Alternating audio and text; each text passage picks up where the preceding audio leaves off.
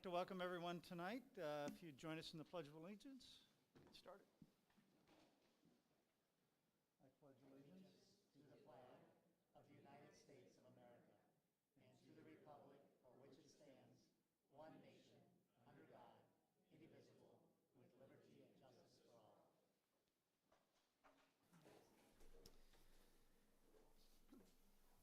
Okay, welcome. As I read here tonight, I think we're going to kick things off with some recognitions of some Parkway students. So tonight we're pleased to recognize Parkway's All-State Music students who earned All-State Music honors at the Missouri Music Educators Association Conference in late January. So I'd like to welcome via video Mr. Jeff Lackey, our Coordinator of Fine Arts, who will introduce us to this exceptional group of Parkway students. Tonight's recognition is virtual, and the students and their families have been invited to watch the live streaming of the meeting.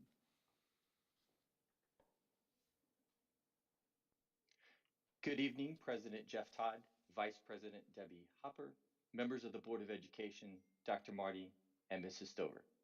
My name is Jeff Lackey, and I serve as the Coordinator of Fine Arts for the Parkway School District.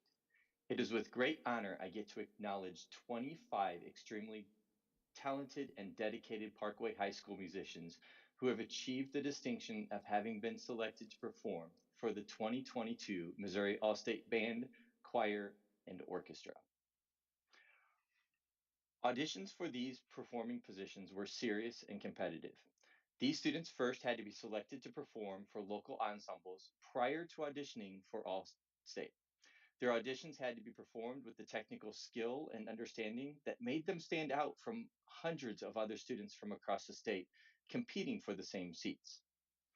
Naturally, they went on to represent Parkway well in their respective concerts, which were performed at the Missouri Music Educators Conference before an appreciative audience of music educators, administrators, and parents. These Parkway students have demonstrated the highest level of musical competency and have shown a personal commitment to artistic excellence. I would like to thank their music teachers for motivating, nurturing, and guiding these students into the skilled and accomplished musicians they are today. Of course, I would also like to thank their parents for their continued support and motivation along the way. I will now introduce this year's All-State Music students by school, beginning with Parkway Central High School All-State Music students. For All-State Band, under the direction of Doug Hoover and Matt Beasley, Hannah Wolkowitz. For All-State Choir, under the direction of Ben Silvermans, Ted Harrell, Maddie Hughley, Samantha Malt, Brenna McClain, Sarah Mall, and Eden Rosenberg. For All-State Orchestra, under the direction of Alicia Bont, we have Tarini Carnati, Asher Coe, Grace Lee, and Rachel Lee. Parkway North High All-State Music students, beginning with All-State Band under the direction of Andrew LaRose and Sarah Wilson, Oliver Buckley. For All-State Choir, under the direction of Kimberly Roback, Parker Cole, and Diana Carrington.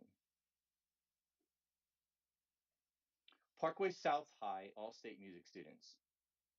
For All-State Band, under the direction of Lisa Kenworthy and Matt Wall, Tyler Ing, Ella Mitaxoff, and Haley Parks. For All-State Choir, under the direction of Taylor Hawkins, Aiden Chastain. Parkway West High All-State Music students. For All-State Band, under the direction of Brad Wallace and Joel Fisher, Andrew Song, and Nathan Zhao. All-State Choir, under the direction of Brian Parrish, Andrew Gwynn, and Carly Strauss. And for All-State Orchestra, under the direction of Ed Sanhendrick, Anushka Dharmasanam, Eric Oswald, and Alan Song. Again, congratulations to our 2022 Parkway All-State Music students.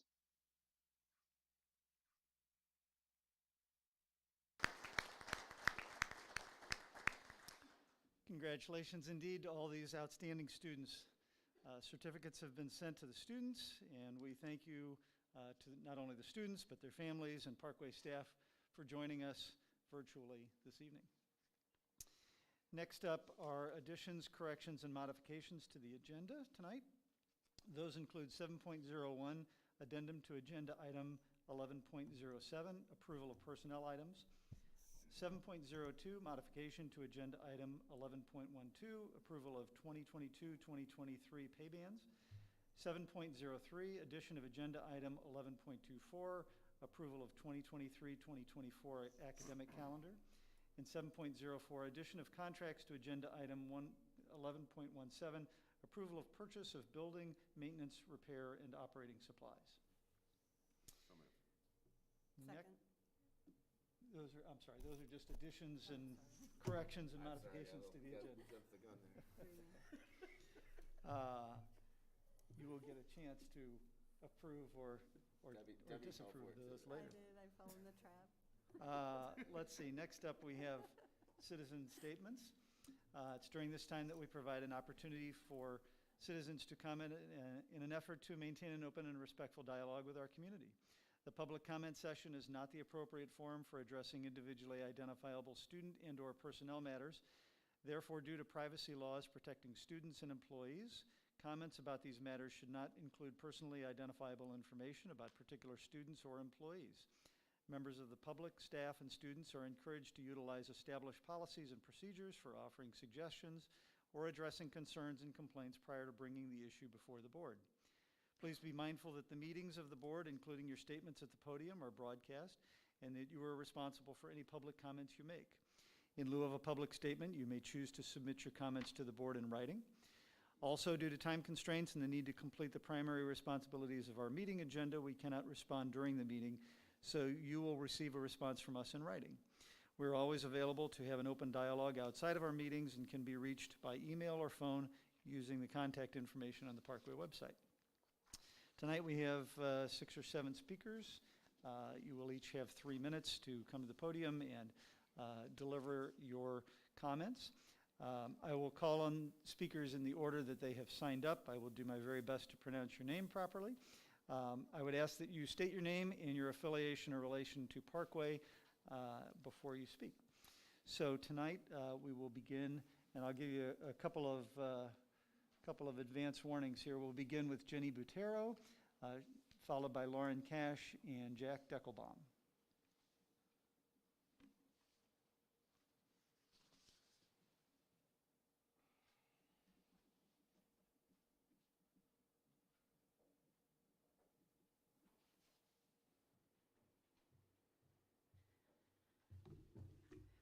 My name is Jenny Butero. I live in Parkway. I have 3 children, 1 who has graduated, 2 who are still in school, middle school and high school. I urge you tonight to approve the recommendation to make masks optional. I ask you make this for the remainder of the school year, that we do not go back to having to revisit it month after month. The kids have suffered enough. They've been masked for long enough. You can go to sporting events. We've seen Super Bowl with thousands of people not wearing a mask, yet the kids are going back to school on Monday having to be masked. There are no mask mandates in the state of Missouri, yet Parkway decides on their own to do mask mandates and not follow the state laws. If you choose not to follow the state laws, how can we make the kids follow yours? It doesn't make much sense. Kids do not pose a great risk for COVID, nor are they super spreaders. What harm are we causing kids telling them that they are to be feared if they are without a mask around other people? what harm are being done to them by saying that they must be masked or they will cause harm to other people, like telling them that someone's going to die, their grandma, if they aren't masked. That's a parent can still decide if their child should be masked, and that's appropriate for them, they can do that. But please end the mandate. Please also consider ending the contact tracing. It doesn't seem helpful, it's a waste of time. I don't even understand why it's done. Is it to spread fear in the community? I myself take faith and freedom any day over fear. Thank you.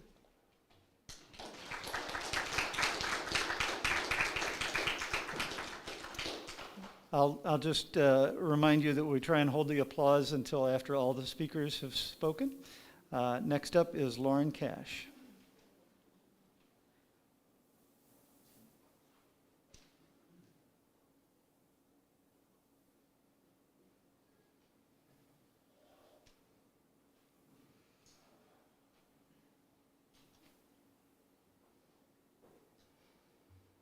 Hi, I'm a Parkway mom of two, and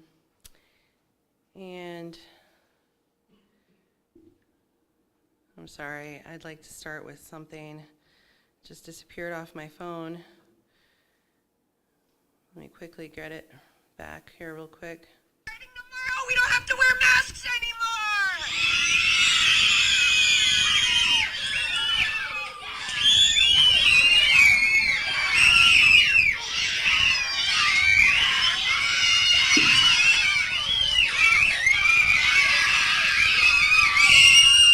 Is anybody excited? Those are the resounding screams of joy from children in Nevada set free from 2 years of mask tyranny in their school 1 week ago today. 72,000 unmasked people gathered together at the Super Bowl in, of all places, California, including all your favorite maskless celebrity hypocrites. Rittner, Lindbergh, Rockwood, and others have gone mask optional. Yet Parkway holds on to this charade. My daughter, well, let me just show you a pic. That's my daughter's cheek. She looks like that on both sides right now. It's healing. Okay?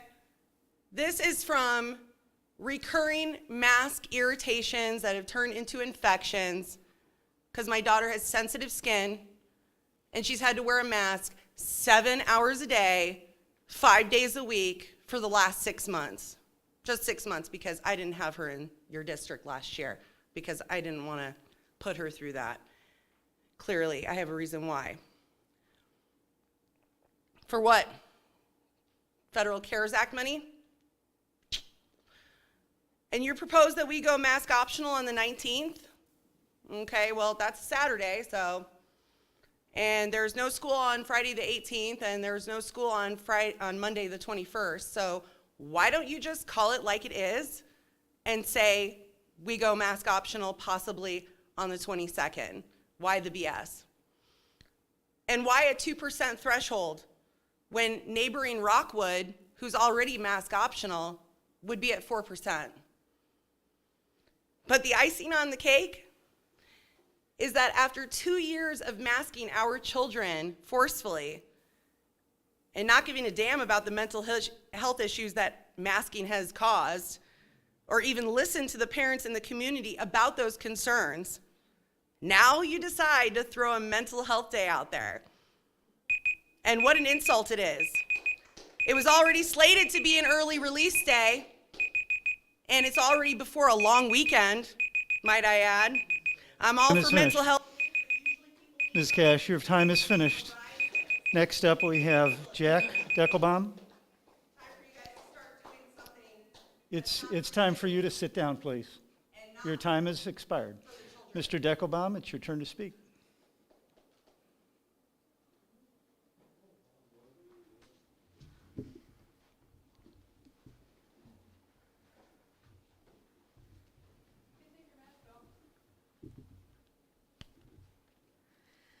Hello, I am Jack Deckelbaum. I'm a 7th grader that goes to Parkway West Middle. The reason I'm here today is to share my opinion on masking kids in school. I feel that what Parkway has been doing is being more focused on masking kids than having a good curriculum and making school a safe, welcoming environment. What I have done to start to make a change is I made a petition which has almost 200 signatures, and I'll be reading off some comments of what people have to say. Masks don't work. This is a complete violation of our rights and has been going on long enough. This should be our choice. And another one. Children should not have to have their faces covered. This inhibits learning and is extremely distracting. Free our children. Which me with ADHD finds this comment very, very true and relatable. Another point being made, why should parents not be able to make their decision for their own kids and live their own lives and make their own independent decisions? Thank you for listening. I hope you make the right decision. Thank you. Next up is Mr. Stockenberg.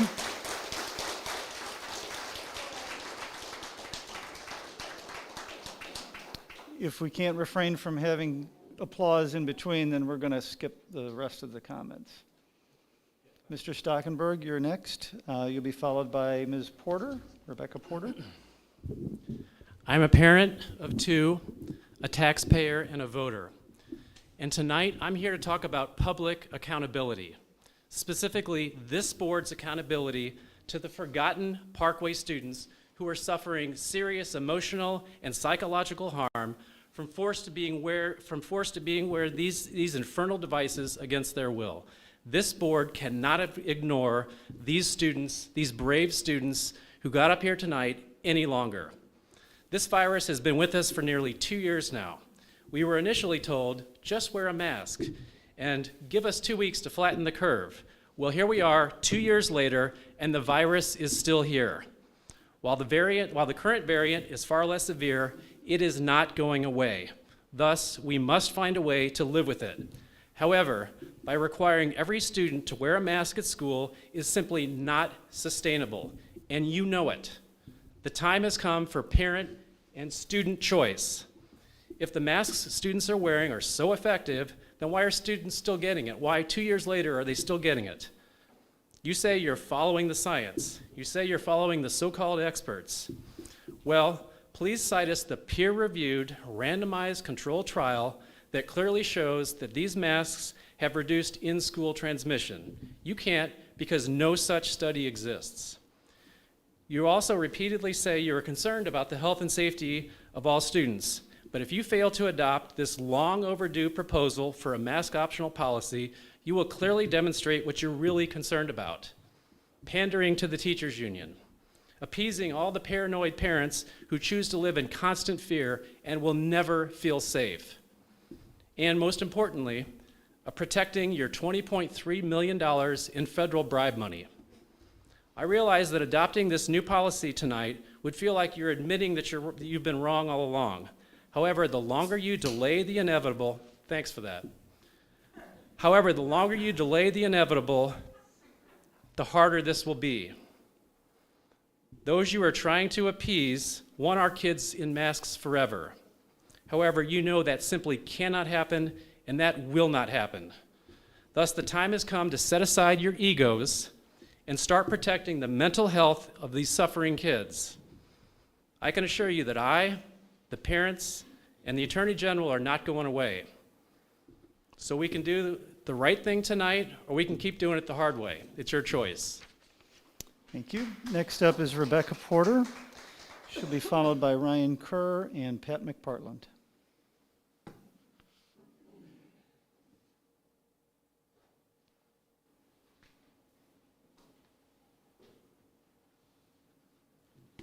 Hi, I am a Parkway parent, a community member, and I have one graduate and I have a boy who's currently at Parkway South. I have reviewed your updated pandemic response plan, and I did come to offer my thoughts. According to your plan, effective February 19, 2022, face coverings, i.e. masks, will be recommended but not required in all K-12 Parkway schools and office buildings. We appreciate the community's understanding and respect for individuals to choose whether to wear face coverings based upon personal preferences and individual health needs. I'm voicing my support for the idea of removing the mask required status from all buildings. I'm quite curious as to why you suddenly have respect for individuals to choose whether to wear face coverings based upon personal preferences and individual health needs, when thus far the only preferences that have mattered to you are those who feel that no one should actually have a choice. Also, according to the plan, if there is a COVID-19 outbreak, as defined below at school, masks will be required for a temporary period of time at that school or building. An outbreak in a school is defined as 2% or more of the student population tests positive for COVID-19 at a given time, and a minimum of 8 students regardless of school size. In my opinion, a 2% threshold to return to mask required status makes 0 sense. 2% is exceptionally low. You only need to examine surrounding school districts, as have been pointed out, that others are at 4% and varying percents. 2% is very low and very arbitrary. Why 2%? I would like for you to re-examine that, or at least provide some input as to why 2%. Finally, I would like to ask you, how effective has your method for gathering and utilizing public input into these matters been? The process seems extremely disjointed and not terribly effective from my point of view. Each month, district administrators develop any updates to the pandemic response plan, inform the board well in advance, give the public a few days' notice and a brief opportunity to comment at the board meetings, which we do appreciate, just before the board proceeds to rubber stamp whatever changes were set forth before them without any seeming regard to public input. I would truly like for the board to, along with actual input from the public, to re-examine this policy, to have more meaningful public input. Thank you. Thank you. Next up is Ryan Kerr.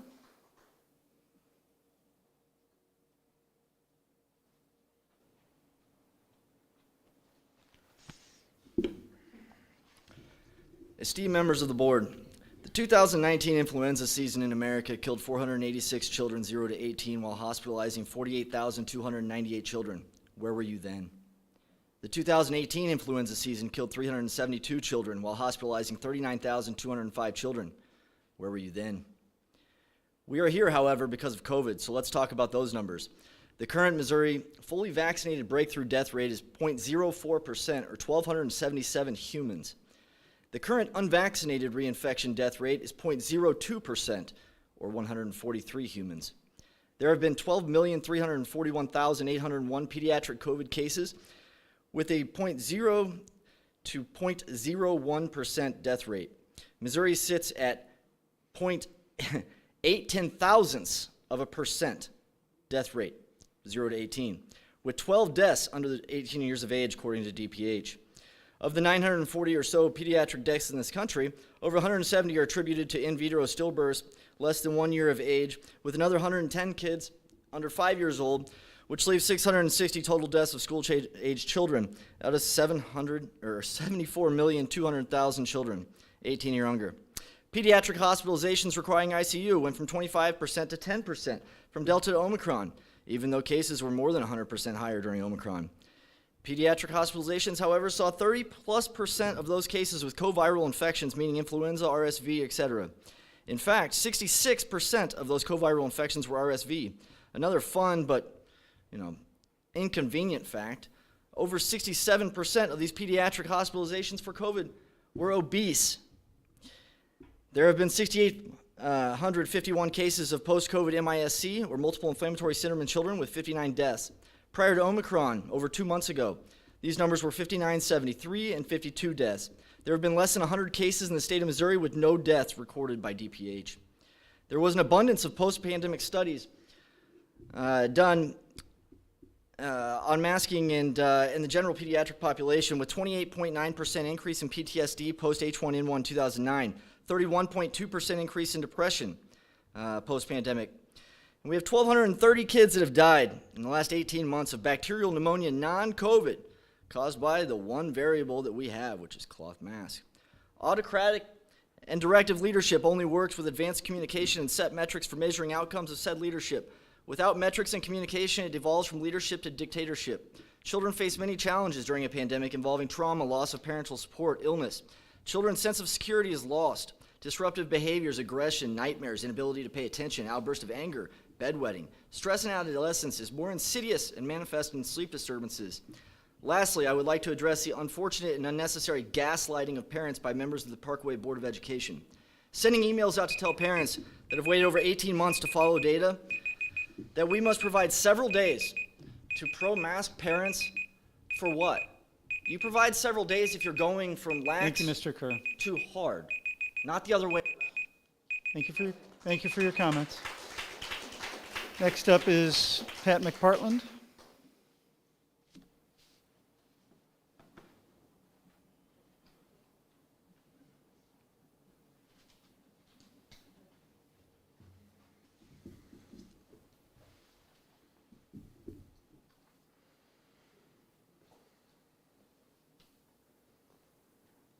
Thank you.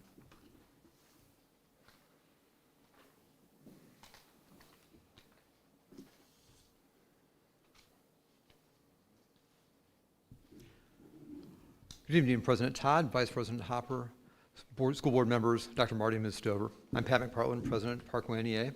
I have three very simple pieces to my message this evening. First, to start off again with a thanks to every staff member, every employee in every building and facility in Parkway for the work that they have done to continue to make what we call school happen.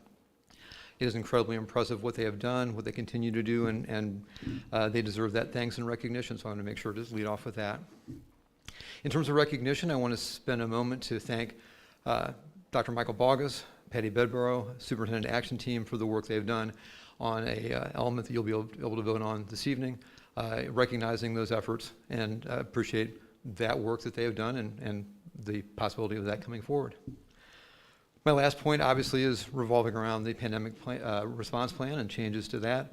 And I will simply come back to something I've said, I think, almost every time I've spoken, and that is to, as you make these changes, or if you do vote on these changes, that you continue to focus on the idea of the twin pillars that Dr. Marty laid out some 2 years ago, to look for the health and safety of your staff and your students, and to make sure that you're able to maintain educational continuity.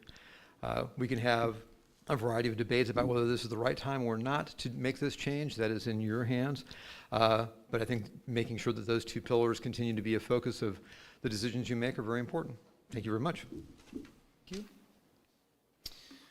Okay, next, may I have a motion and a second to approve the agenda for the regular meeting of the Board of Education as scheduled for February 16th, 2022? So moved. Second. All in favor? Aye. Any opposed? Motion carries 7-0. Next regular board meeting will take place on Wednesday, March 9th, 2022, beginning at 7 p.m. right here at the Parkway Welcome Center. Board candidates, as you may be aware, we have an election in a couple of months. Board candidate filing ended Tuesday, December 28th. 10 candidates have filed for the 2 open positions in the Parkway Board of Education. The candidates in order of filing and as their names will appear on the ballot are, and if you're here, you're a candidate and you're here tonight, I'd ask for you to stand and just let us see who you are. First is Jeffrey Spector. Next is Rob Reety. Next is Hallie Baker. Next is Philip Caldwell. Next is Barb Bouchart. Next is Wayne Hartman. Next is Marla Kolick. Next is Jake Wagoner. Next is Tony Spielberg. And next is Scott Winfrey.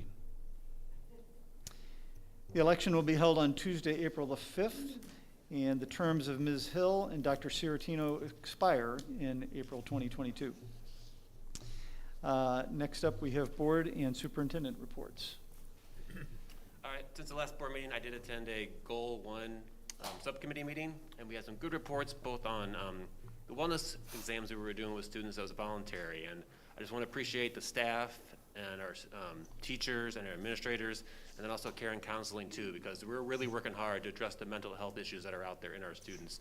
And we're going above and beyond. I think we're doing a really good job with it, and I think the fact that Parkway established the wellness task force, mental health task force, even before COVID hit, is prepared to be in a good place right now to address the needs of our students. And then also just the personalized learning approach we've kind of lost during COVID. The fact that we've had Sorrento Springs take that task on to really bring a new approach to teaching and learning in a much more personalized way. And it's impressive, and we're hopeful in the next few months, even as a board, we can get out there and really kind of see it in action. So the parents are really enjoying the new approach and the choice that they have to send their kids to Sorrento Springs. And it seems like the kids are really enjoying it too. So that's exciting, and also the opportunity coming forward to bring it into the middle school level too is fun to watch. So I was also add in too, just on a positive note and empathy that's out there, is I thank all the parents that are out there and students too that are showing extra appreciation for the students and administrators and staff right now. The fun things they're doing, whether they're bringing lunch, cheering them on, those extra things mean a lot, and we need to say as much thanks as we can to our administrators and our teachers, because one thing we constantly heard that last year was hard, but this year is harder. We're trying harder to get them caught up, harder addressing all the needs that the students have, and any way you can, please do say thanks to your staff, to your teachers, and the administration at the schools. Well, I didn't really have any official meetings in the past month, but I did have the privilege, along with President Todd last week, to meet with an incredible group of students at West High School, their advocacy club. They invited us to meet with them, and they presented to us their concerns and ideas around two specific topics that they've been focusing on: climate change and equity in funding for sports and activities. We had such a great conversation with them. They had prepared PowerPoint presentations for us. They taught us both things that we did not know, some things that surprised us. And afterwards, we had just an open conversation about the ways that we gave them some ideas for different partnerships they could look for in the things they're interested in. We're perhaps getting them some more information. But it was just so great to be able to sit down with these students because they're so smart and they care so much. And the main thing that I passed on to them is that they've got to keep using their voices because it's so important. So that was an incredible honor that we were able to do that. The other thing, tying into the All-State Music Honors, I got to see two of those kids perform last night, because last night was the West High School and 8th grade band concert at the Purser Center at Logan College. It was an amazing performance. I have a personal connection to two of the performers. They're my sons. I have an 8th grader and a junior who are both involved in music programs there. And it was just wonderful to be in an auditorium full of parents and full of students listening to music. Music is really important to me, and Parkway's music programs are really important to me, and to be in the room listening to that and then getting to see some of the honors these students are getting, it's just great. And it was something I've missed, and the kids were so happy to be back. I attended the Goal One meeting with Dr. Beckner and Matt and Christy as well. And about 3 years ago, right before the pandemic, there was a committee called the Personalized Learning Committee. And that committee met for many, many times and basically came up with some great recommendations in terms of how can we continue to develop a personalized program for students. And there was rather ambitious recommendations and goals. But here we are today, and Dr. Beckner asked Dr. Lorenz at Central Middle to discuss basically what they're doing, and they're thinking and planning to increase choice for students at Central Middle. And that's not taking place immediately now, but it's in the planning, and it's very exciting for middle school students. Dr. Wills at Sorrento Springs, basically that school was designated the school for personalized learning, and it began with selecting a very specific group of teachers that really have a passion and an interest and were willing to make a commitment and work very hard to develop a personalized learning program. He shared many different examples of personalized learning going on in the school at this point in time, but they've made tremendous, tremendous progress. And Dr. Aaron Schulte basically provided an update on the progress to implement the voluntary screening program, which basically is going to be coming forward as well. And then Dr. Beckner updated procedures around the review of library materials as well. But those meetings and giving us an opportunity to meet with an assistant superintendent and other members that share so much about what is happening in Parkway and giving us really a current update is really remarkable, very interesting, and very, very helpful. And one last thing, we talk about, all the special effort, the caring, the love that goes on in every school and every classroom throughout the district. And I'd like to propose an opportunity for all of us in one way or another to send a message, a phone call, a text, an email, and just say thank you for what you're doing. I think our teachers need that. I think our staff needs it as well. But if we can make that concerted effort just to say hello, just to say thank you, and we care about you, would go a long way at this point in time. Thank you very much. I also attended the same subcommittee meeting that they did, so I won't cover that anymore. But just commenting on the kind of celebrations and fun things happening at school and appreciation for our staff continuing those traditions. Just in the last week and a half, I have elementary age kids. They've done the 100th day of school, the 101st and 102nd day of schools, global day of play, Valentine's Day celebrations. So lots of kind of happiness happening in our classrooms, lots of happiness for our kids, and lots of work going into giving our kids a joyous experience. So appreciate that of our teachers in addition to the great job helping our kids learn. Well, I wasn't invited to any subcommittee meetings, so I don't have any of those to talk about.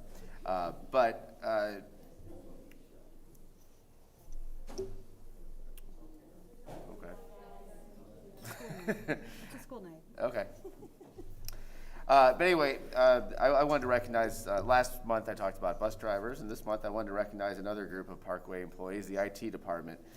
Sometimes IT only gets noticed when there's a problem, but our IT department in Parkway is excellent. They do lots of incredible things. They are behind a lot of the great videos and social media stuff that comes out. They also obviously keep our computers and emails functional and operational. They're responsible for broadcasting board meetings and getting so folks can take part in this process without leaving their homes. And they're the reason that even when there's a snow day, your kids won't have to miss school next time. So great job, IT department. Thank you for all you guys do. And there's another group I wanted to recognize, the winners of the Belle Reve Elementary School 4th grade floor tennis championship, Charlie Seltzer and Henry Ryan. Great job, guys. Well, everything that I was going to attend got canceled because of winter weather. So, but outside of that, the other thing that will be upcoming in March 7th, the SSD, the Special School District Governing Council, will be looking at replacing their SSD school board members. So there will be an election that evening, and I will be participating in that activity. Parkway's Special School District Board of Director is up for re-election, and Katie Potroff, and she is planning to run for re-election. So we look forward to reporting that in a couple of meetings from here. And I missed out on attending a few things last month, or this past month, because of cancellations, but they'll all get rescheduled. I had the same takeaway as Pam from the West High Advocacy Club. Just an outstanding group of kids that are really thinking outside the box. So that was neat to be a part of. And as a bonus, I got to see some of the West High art student products that were on display as I was walking in. So that's always great to see that tradition continues there with the excellent artwork. Also participated in the PTO leadership meeting with PTO leaders from all the buildings, almost all of the buildings throughout our district, and it's just always amazing to see the work that our PTO leaders do to keep their school communities engaged and keep them supporting their teachers and keep their buildings looking beautiful in lots of different ways. I also I had down here a note that to put on your calendars, Project Parkway. We're finally going to be back, is that March 8th? March 8th. March 8th. So mark your calendars for March 8th. It'll be an evening event. I believe it's South High, Central? Central. That'll be the first opportunity for you to officially, publicly hear the plans that the district has over the next 4, 5, 6 years, based on the passing of the next bond issue. We've seen a preliminary list. They're still whittling down the list, but it will be broken out by school as to what projects we've identified through the input of community members and teachers and administrators in those schools, of what those schools need. And so we'll be seeking some additional feedback. You'll be able to participate in person, but also during that week, there'll be opportunities to join an online conversation as well. So we're looking for lots of input on what you feel is most important to improve each individual school. So no matter where your kids go to school, we would love to have your input. So. Thank you. Just a couple of celebrations as well. We have a wonderful number of athletes who will be competing this weekend. We have over 40 Parkway swimmers that will be competing at St. Peter's in the state Misha swimming. This is the girls' season that just completed. 40 athletes from all 4 high schools. Parkway has a wonderful swim program. I think we had almost an equal number of boys that competed in the state tournament back in the fall. And then we have 16 wrestlers, boys and girls, men and women, competing in Mizzou Arena at the state Misha, the state wrestling tournament this weekend. So a number of Parkway athletes that have had a wonderful season. And our tournament, basketball tournament and other fall or winter seasons will be ending. And believe it or not, on the 28th of February, we begin spring sports season. So the year's moving on. On Friday, thanks to a great generous donation and just some work by Amber Rice, a teacher at South High School who unfortunately lost her husband last year, Fern Ridge is going to hold a trades day to promote the trades. And from 9 to 1 o'clock at Fern. And board members, you're welcome, as well as if anybody would really interested in seeing it. But we want to really promote the trades in Parkway and give our students an opportunity to see that as an option for them as they continue their learning and continue their thoughts about their careers. That's at Fern Ridge on Friday. As was mentioned by Kevin, I think the next snow day would be an AMI day, an alternative method of instruction. Kevin Beckner has got everybody ready. If that is even tomorrow, we're ready to go. We hope we can have school tomorrow, but the next snow day is now going to be a virtual learning day. We are watching the legislation in Missouri, the legislature, I should say, in their work. And we have, I think, a couple board members are going to be attending session over at Jefferson City here in the next couple of weeks to meet with our legislators. They're certainly in the midst, and we also have a breakfast coming up for Parkway Board at Pattonville and Rockwood Board as well. We honor, and traditionally in the month of February, we honor our African American scholars, and Mr. Todd and I spent most of our night last night signing certificates, and I got some more to sign, but we have hundreds of students that will be honored. Next Thursday night, a virtual opportunity for us to recognize our African American students, and I think that information will be circulated in terms of how people can participate in that, I think, right, Mr. Tandy? We are in the process of interviewing. We have several leadership openings. We'll be announcing those. We are in the process of doing a significant amount of interviewing.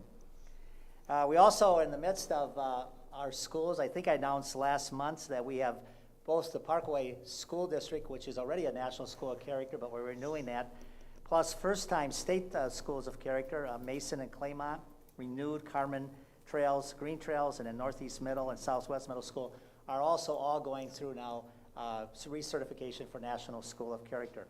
We're really fortunate in Parkway to have just a number of schools that really have been dedicating themselves to the work of character education. And then, I just want to salute and thank the donation of some books. This is a project that Senator Shoup reported to me was a joint project, and I'm just holding this book up because we had 98 books sent to us by the Missouri Humanities Council.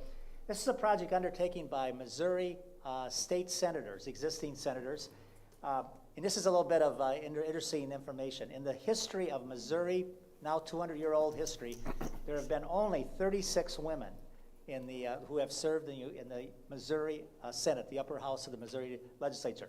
1,100 men in that time span. The first woman to serve in the Missouri Senate was in 1972. What the current 11 members, are now 11 women in the Senate, they put this book together, and it highlights all 36 past and present state senators. And through Senator Shoup and through the Humanities Council, we have been donated 36 books that we're going to circulate to our schools. And it really encourages women. We talk about equity in Parkway, but women, and it is entitled You Can Too. We've had 36 women, brave individuals, run for office and kind of pioneers, and it's really a wonderful read. And board members, you too can might be interested. It's just a wonderful biography of each one of those 36, dating back to 1972 and now up to current time. That's my report. Thank you. Okay, thank you very much. Next up, we have our consent agenda. The board's had an opportunity to review that. So I may have a motion to approve the consent agenda as presented in the February 16th, 2022 board materials. So moved. Second. Is there anything to be pulled to action or closed? Okay, all in favor? Aye. Any opposed? Any abstentions? Motion carries 7-0. Next up is the only action item we have this evening. That's the consideration and action of Parkway's pandemic response plan. So I call on Dr. Chelsea Watson and Dr. Keith Marty for comments. Well, Dr. Watson is going to take us through the proposals we have this month. This is our third month. We started in December to bring to you and for your approval our pandemic response plan. And Dr. Watson is going to take us through those proposals that we're bringing you tonight for some changes. Thank you, Dr. Marty.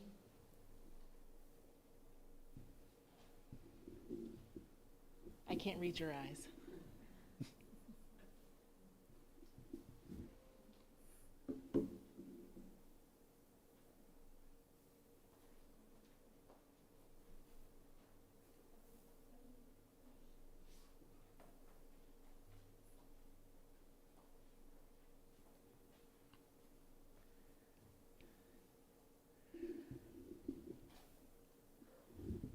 If I could sing, I would, but I can't. Any jokes or poems? Roses are red, violets are blue. I don't remember the rest of it. We've got some numbers for you in a little bit. There'll be a slide for that. All right. So good evening, President Todd, Vice President Hopper, members of the board, Dr. Marty, and Mrs. Stover. See if I can get this the right way. Are you doing that or did I do it? Oh, you're good. Okay. Okay. As always, we start with our mission. Very important, as always, to keep this as the forefront of our focus, because if it weren't for our mission, we would not be doing the good work around the district that we do every day in all aspects of the work that we do with kids. So please remember that's our focus. And so, let's see if I can do this now. This evening, I am going to bring you some recommendations from the administration and also review just a few things that we have already discussed. But I wanted to start off by just looking at a few of the numbers after winter break. So January 11th, that was a Tuesday. We had 617 positive student cases and 145 staff. And you can see then January 18th, that was a Tuesday, it dropped. Then it went up a little bit on that Friday. And then continuing down, January 26th is a Tuesday, and February 1st is a Tuesday. And look where we were yesterday, 53 positive cases with students and 12 staff positive cases. We have come a long way since January 11th. And it is good to see, and it does make people smile just a little bit more to know that within our schools, people are feeling better and they are healthier than they have been in a good little while. So tonight, face coverings I'm going to discuss with you. Positivity thresholds is just a quick reminder. Students returning to school will spend most of our time there. Events and activities, and preschool and early childhood. So first and foremost, the recommendation, of course, is for face coverings to continue on school buses. This is per the U.S. Department of Transportation, and this is an expectation for all children riding school buses. And masks, we are recommending, continue to be optional outdoors. As far as face coverings within our buildings, we are recommending that we have masks recommended, not required, in all of our buildings in Parkway, effective February 19th. Why? Why are we recommending mask recommended? Well, we know that there can be countless interactions in a school, close interactions in a school, and we also know that one of the safest ways to keep our community healthy is to wear a mask. So that is why we are suggesting that we move toward mask recommended. We certainly appreciate the community's understanding and respect for individuals who choose whether to wear a mask or whether not to wear a mask based on personal preferences and individual health needs. I do want to remind you, per the pandemic response plan, if we go mask recommended, there may be classes across our district where people in the class will have to wear a mask.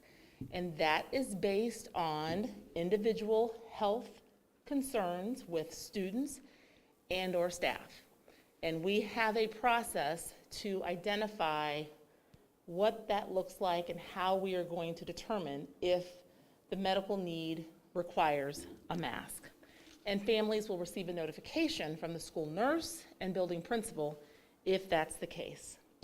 I also just want to remind us, for the past 21 months, just about, we've demonstrated care for each other, which is a huge part of our mission. And while our recommendation is that the requirement that everyone wears masks will end, our commitment needs to stay. Our commitment to demonstrating care and respect for one another. It must go on. This is not the time to stop demonstrating care and respect for individuals based on some wearing a mask and some not wearing a mask. We're one community working toward one mission, and that's to focus on our kids. Because we have seen divisiveness in our community, and it does not help student learning, and it does not help teachers teaching the lessons in the classroom. We need the focus to be on our mission. And so, as we are one community working to support our students, know that we do have policies. If by chance anyone in our school doesn't show the kindness and the respect to individuals based on their personal or health choice, that we will address those issues. We will not tolerate bullying in our schools when a student makes a choice and someone else doesn't personally agree with it. We will deal with students, and we will deal with any adults who don't respect an individual decision. So please, let's just all remember, as we are making this recommendation, that we need to stay focused, and we need to demonstrate to our children what our goal is, and it's working on accomplishing our mission to help our students be capable, curious, caring, and confident. As we think about face coverings, just a quick reminder, we have a positivity threshold, and when I took a look right before I left the office, there was no school was at that 2% threshold right now. We have, I think there was one school at 1.7, some schools with 0%, and so we will continue to monitor that. And if we move forward with this recommendation, we have a communication plan. The principals are already aware of the plan. and when to communicate with families to give them an update if we're getting close to that threshold, when we get to that threshold, and what the expectation will be and what the requirement will be. Also know, if we do get to that threshold, masks will be required for 14 calendar days, and we will most likely pause or reschedule any events that were to happen in the school, and we will also let our visitors and volunteers know when they can come back into the school based on going back to mask recommended. This is part of the pandemic response plan. This is not changed. So you can look there to see what the numbers would look like if we had to move forward with requiring masks based on the positivity threshold. I know it's small, but it looks better when you're on the computer.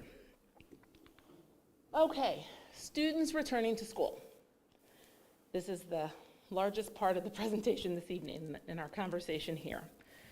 So, as right now, if a student has a negative COVID test, they can come to school, okay?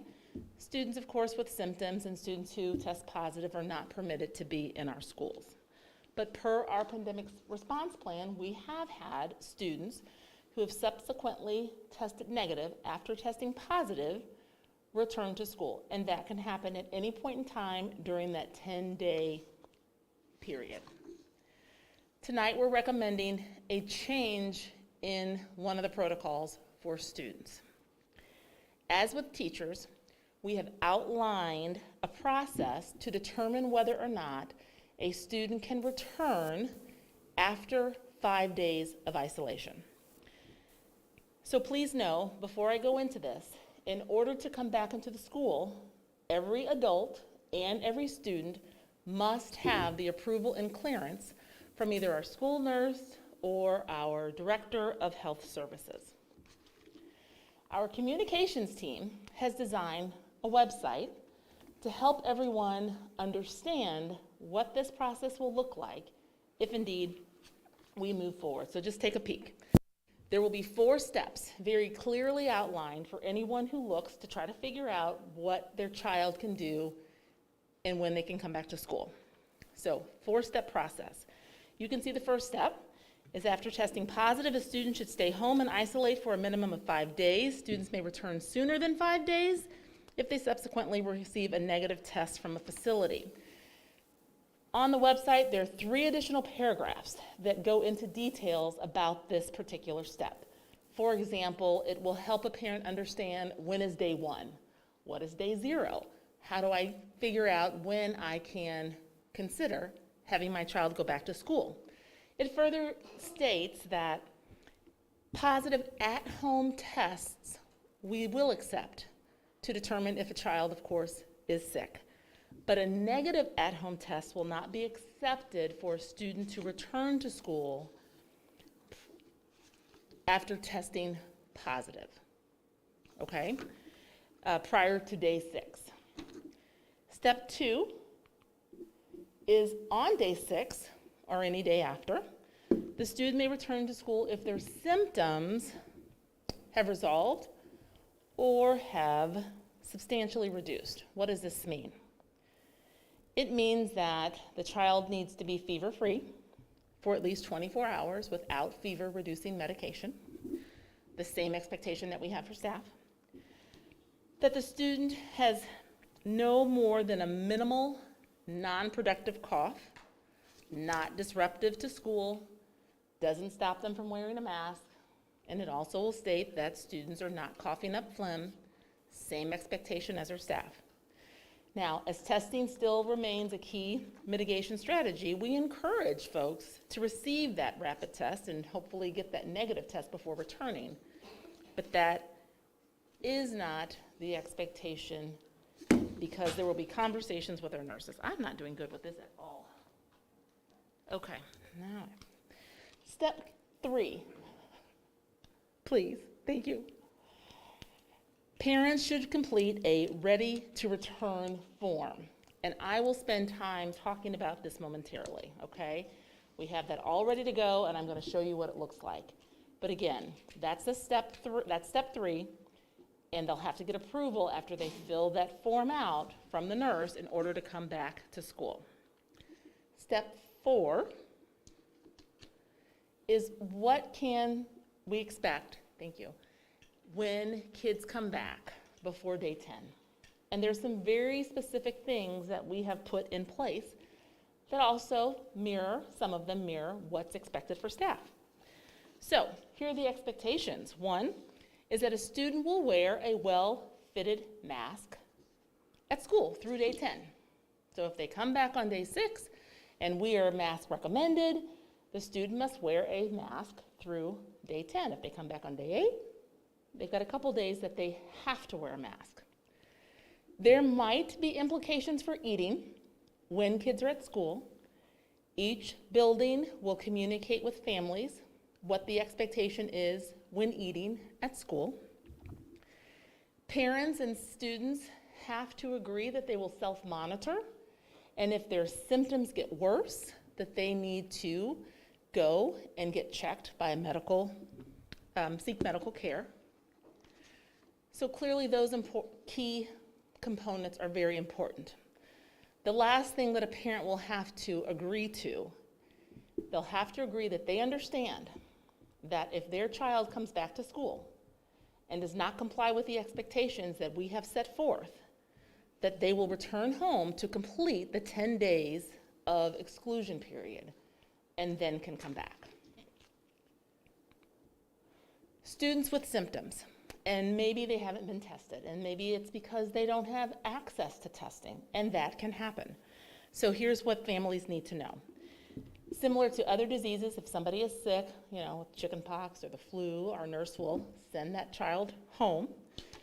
Prior to returning to school, they'll have to have a negative test or a different diagnosis other than COVID from a physician.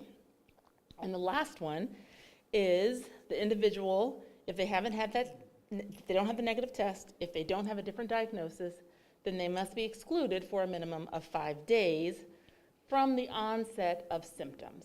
And then they can follow through with requesting to come back days 6 through 10 if they meet the criteria to do that.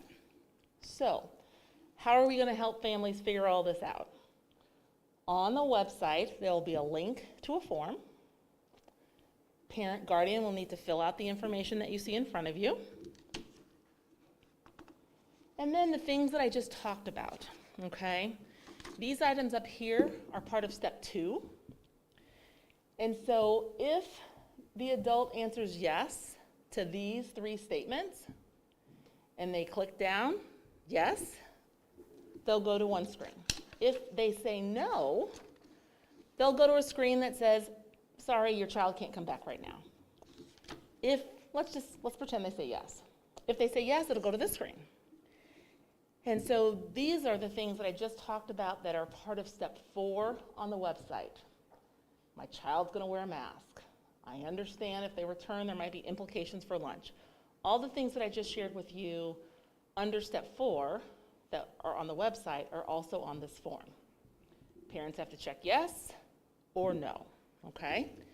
If they check yes to all the statements, the next screen will show them a message that says, you will be notified via email of the next steps.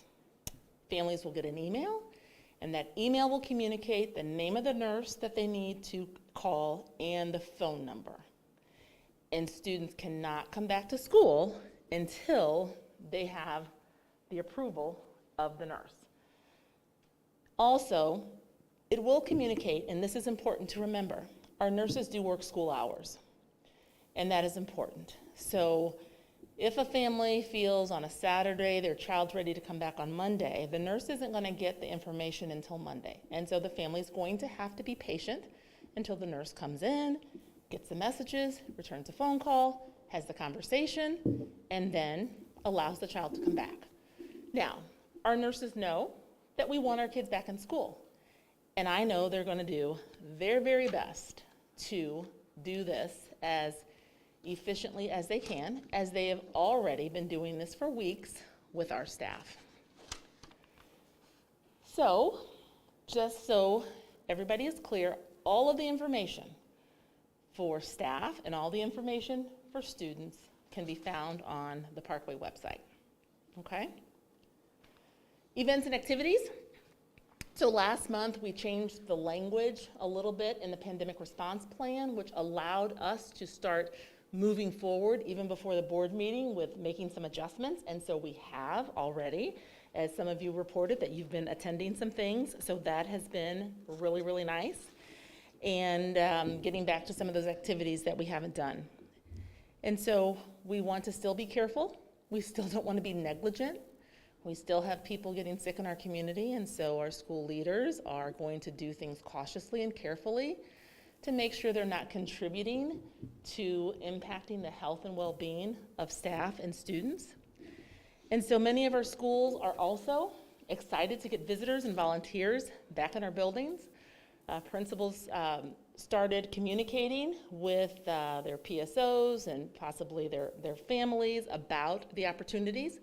We had started this process earlier, thinking that we were going to move to this direction in January, but things changed.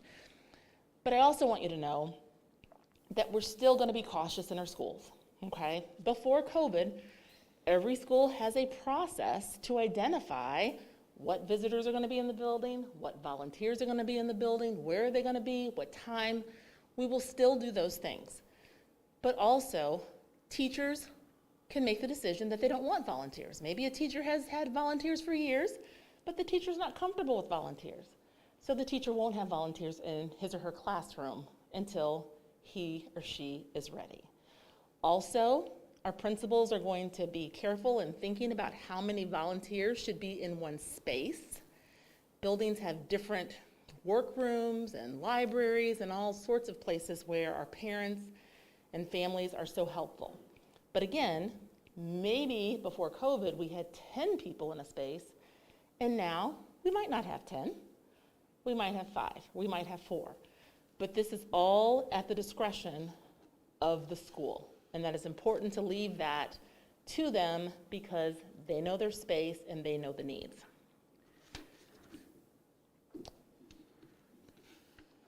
And just as a reminder, I think I said it before, if we meet the positivity threshold in a building, we will ask our visitors and volunteers to return after that 14-day period. Preschool and early childhood, masks are recommended but not required. And please note that there have already been some times this school year that we've had to close an individual classroom due to the spread of COVID. And those situations are dealt with on a case-by-case situation.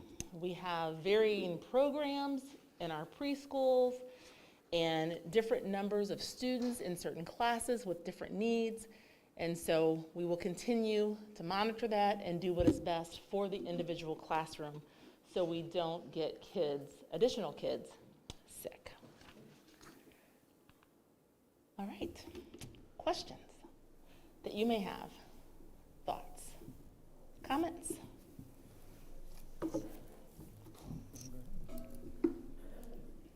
I'll start.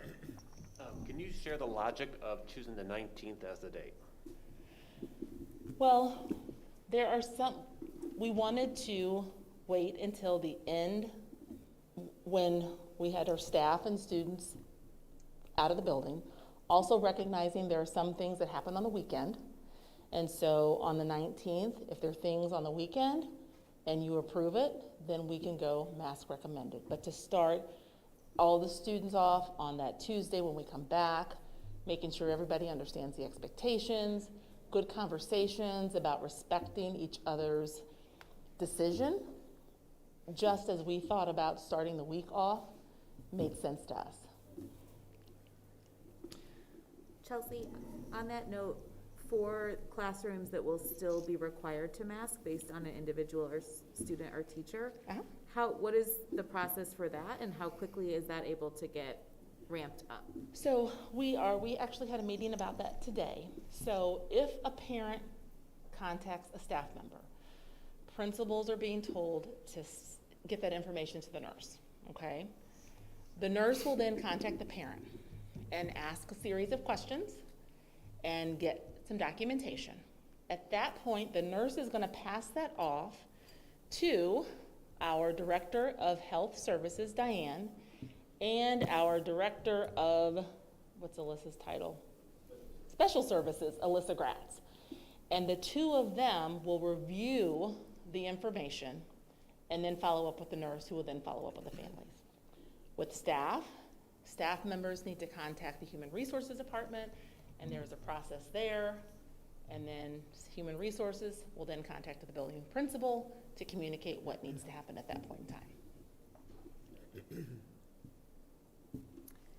Chelsea, I'll ask, or Dr. Watson, I'll ask my next question. First of all, I just want to thank you for doing this presentation and the work and the effort that has gone into this. I know that this has been an inordinate amount of time on your part and that of your team and the other administrators to provide us with this information tonight.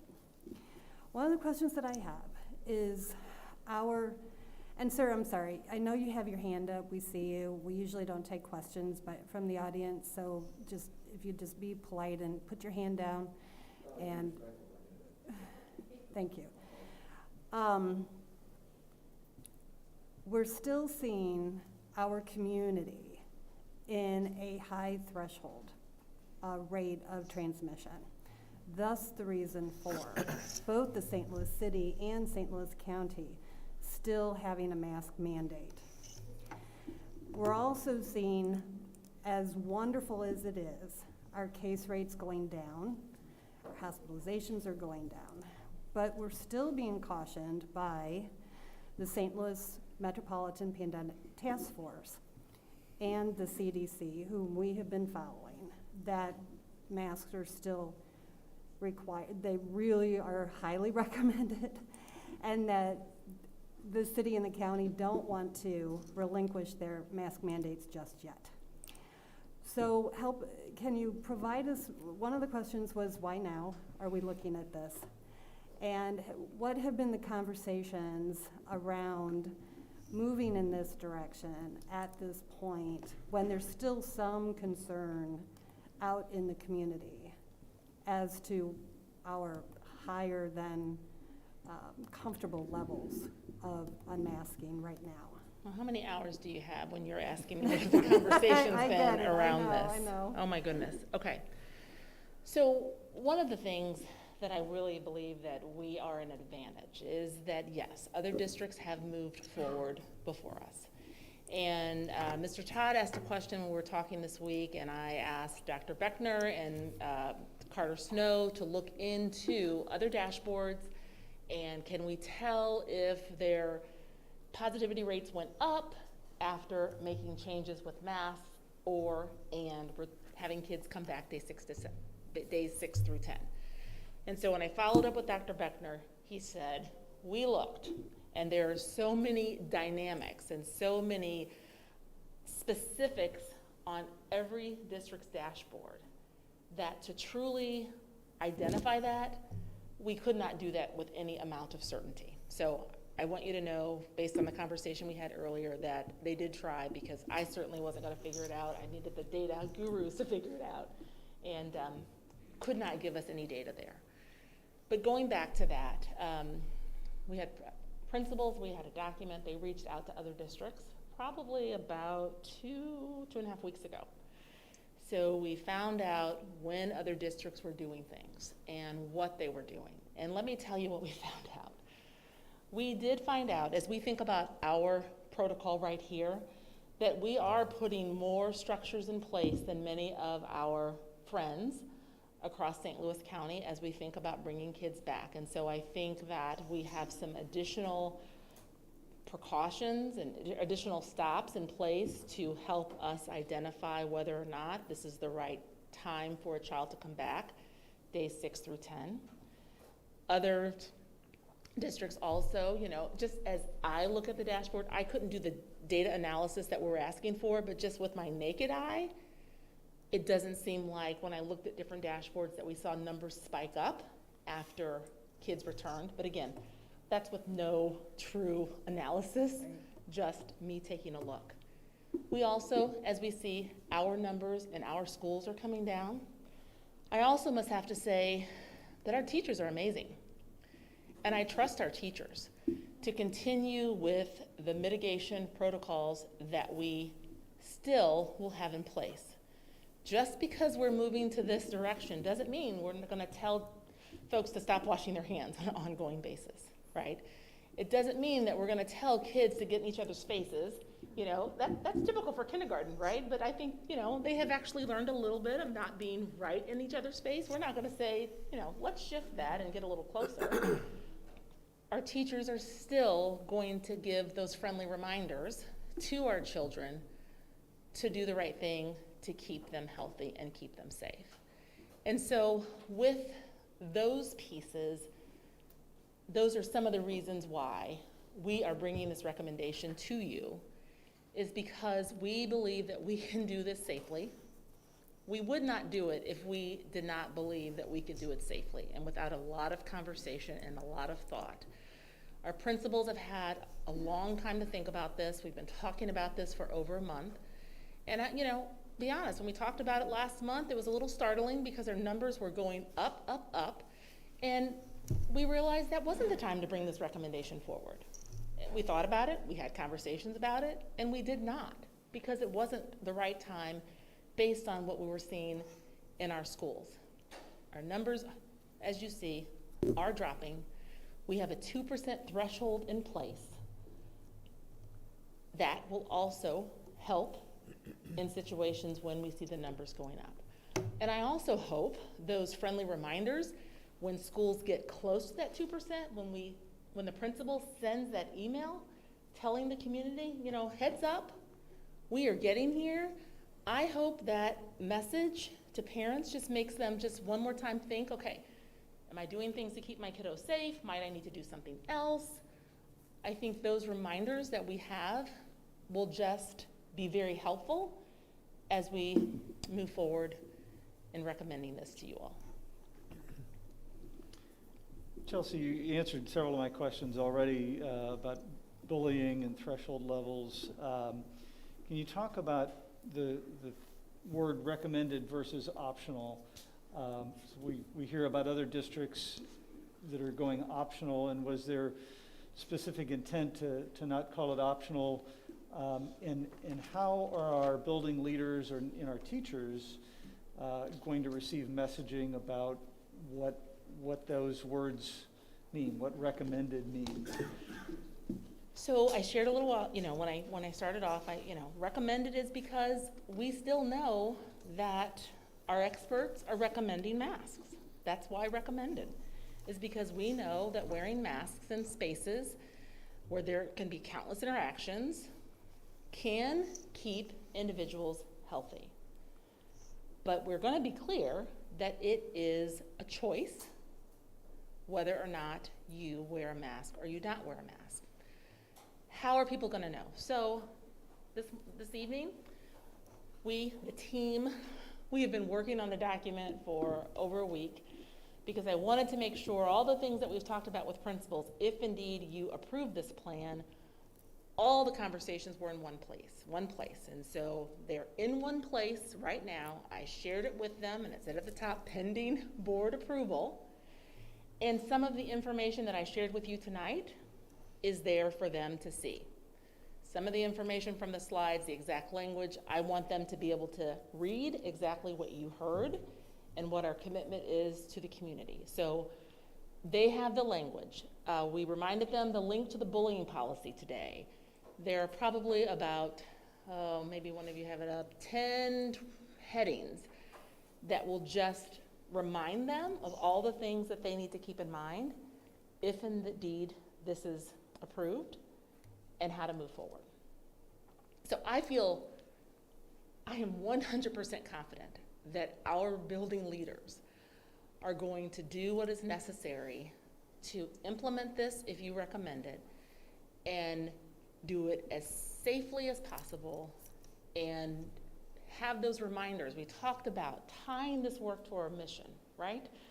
We intentionally put caring in our mission years ago based on the work that was already going on in our schools. Dr. Marty mentioned tonight about the work that is going on in our schools where we have new state schools of character. And so we also talked about tying this possibility of recommended mask into the core values of the school. Every school has identified their own core and performance values as aligned to their work around character education, or they're using the Covey words based on being a lighthouse school.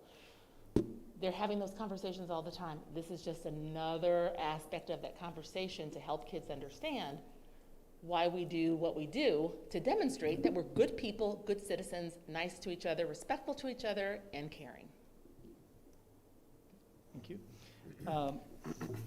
And is this what you're asking us to approve tonight? This isn't dependent on a certain date like the previous iterations. This is going forward with no specific date, right?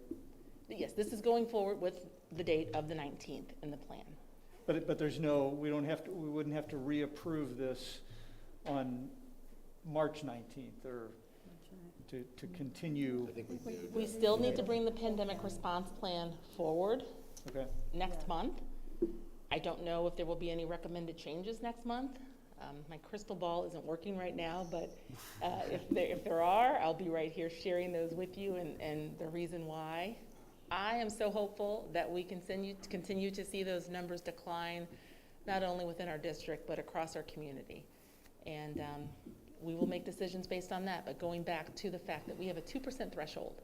And I think that is really, really important because we have some schools at 0% right now with 0 cases, and we have a school at 1.7. And if that's one school at 0%, and they've been at 0% for probably at least the past week, if they can continue there, then let's consider that mask recommended. But if we get to 2% at this other school, then let's intervene. And we have our plans to intervene to see if we can keep things under control. We don't want to get to 3%. We don't want to get to 4% because that means more of our kids and staff will be sick. Interventions are about catching it early, and this is an intervention, putting masks on for 14 days. Chelsea, regarding visitors, and I know parents are really anxious to get into schools, and they should be, and we'd like to have them there, obviously, but are we kind of moving too quickly in having visitors come in and not giving the principals and the staff the opportunity to work through this recommendation on the recommended masks to see how that works? And to work through all the nuances of how students react to it and how, everyone reacts to it. And that's my only concern, because I think that we're compounding, more for them to do immediately and maybe postponing visitors for a couple weeks or so to see how this works out might be a wise thing to do. So here's how I'm going to answer that. Because we've said visitors and volunteers can come in starting on the 22nd, doesn't mean everybody's going to have visitors and volunteers come in on the 22nd. That is why it's important that we leave this in the hands of the building. Because again, there's some librarians who would love to have some help in shelving books. That's an example because I've been hearing that for weeks. And so we have allowed some of that to happen when kids are not in the building. It could be that the only place a volunteer can be is in the library because maybe that librarian wants volunteers and maybe none of the classroom teachers want them. I promise you our principals are going to be cautious. They're not going to bring too many people in the same space if it's not safe. And if they feel it's not safe, if we're looking at the 1.7% school and that principal's like, you know what, let's wait a little bit, it's at their discretion. And also the teachers. We're not going to have visitors and volunteers in teachers' classrooms unless they want them there. And people are going to have to understand that. And I know people are frustrated because they haven't been in our schools. I hear it on an ongoing basis and I understand it. But also just because we can open things up doesn't mean the door's wide open and people can just come as they want. So to answer your question, I, again, feel 100% confident that our principals are going to handle this with precision and care to meet the needs of the staff and students. Because to be honest with you, I know our parents want to come in, but it's not about their want, it's about the need that we have. and how they can help us accomplish the mission. And so that's how it's always been, right? Nothing's different when we're going to have visitors and volunteers come in. It's always about the need, the desire. We have people who desire to help. We have a need. Let's partner together. It's the same thing. So will parents be communicated with regarding the criteria for visiting? In other words, if a parent just wants to come in, I just would like to go and see my child's classroom, is that a good reason to be coming in? There should be some criteria. During the day. And that would help, I think, overall. Yes, and so when we started talking about this a while ago, and I reshared the document with the principals maybe last week, we set up the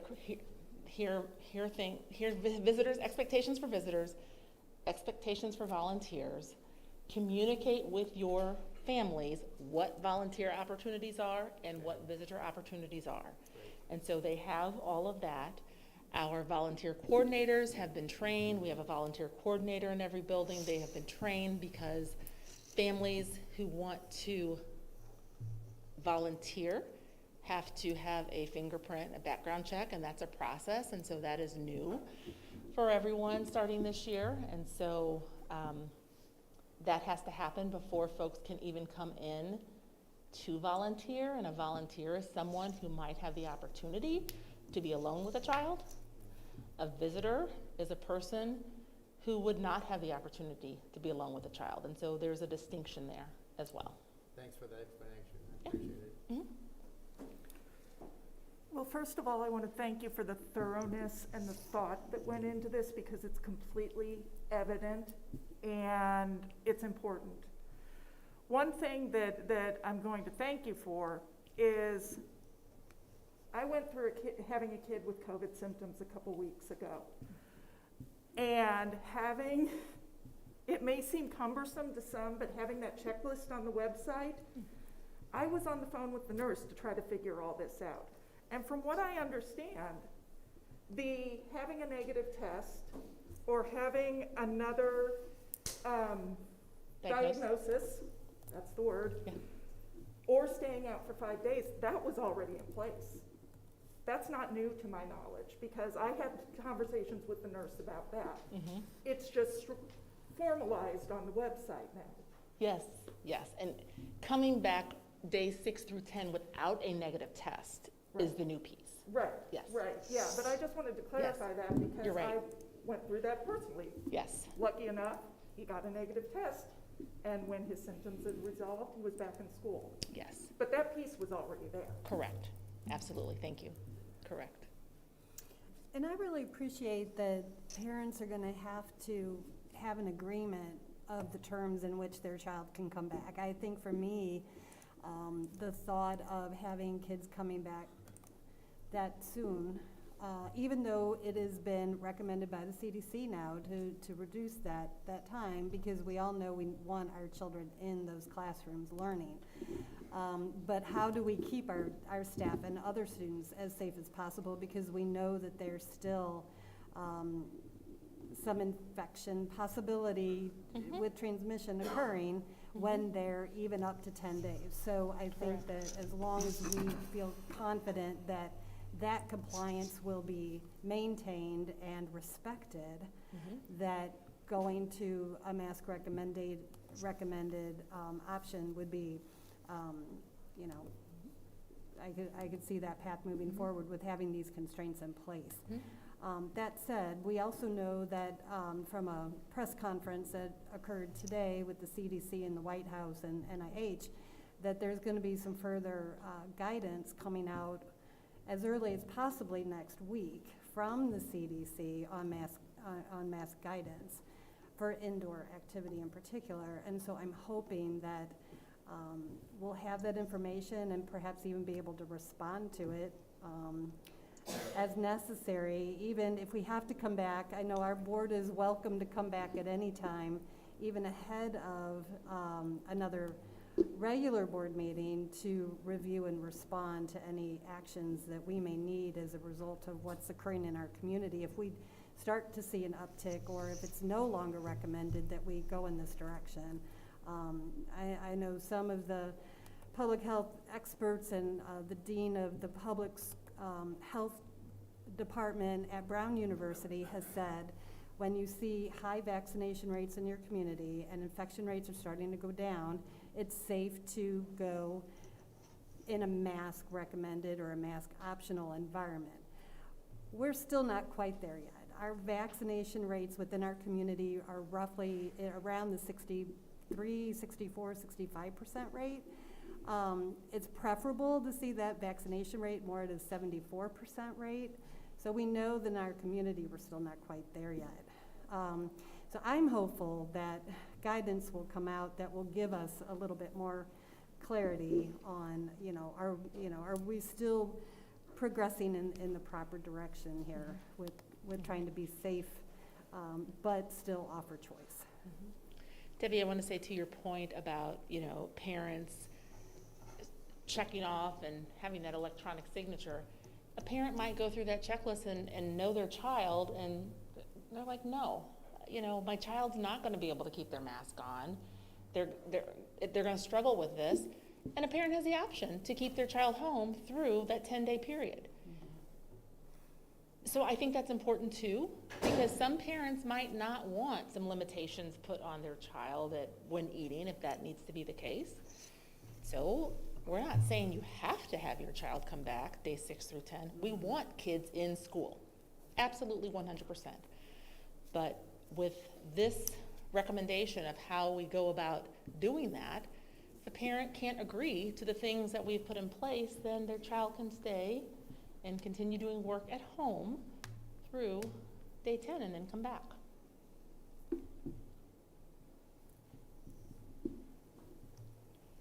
I have one comment and then a question. Sure. Kind of going back to what Debbie said too. If you look at our dashboard, it is 2 stories there. It looks great in the Parkway District. It does not look good in our overall county. And I feel like this recommendation is optimistic, which I do appreciate, that we do believe the numbers will continue going down, but it is hopeful too. And that are we getting ahead of ourselves even by a week per se, even waiting for the CDC and more guidance, and for the numbers to at least get into the orange, get out of the red at the county level. So, and then for Parkway too, I do believe that we're not going to be the first ones to come out and go mask optional, and we're not going to be the last one to do it either. I do believe taking a conservative approach to the health of our kids is very important. And I do appreciate the efforts we're taking right now to do that, and taking a very thoughtful approach to being optimistic, possibly with going back to mask recommended. But I want to make sure it's very clear though too, that the virus is still very real. I'll say I saw one of our Parkway parents last summer. The person did not get vaccinated. The person got COVID and has passed away. I encourage everybody here, if you can get the vaccine, get the vaccine. That's an important part of us digging ourselves out of this hole of this pandemic. And then my question is to clear up one piece of the misinformation that is out there.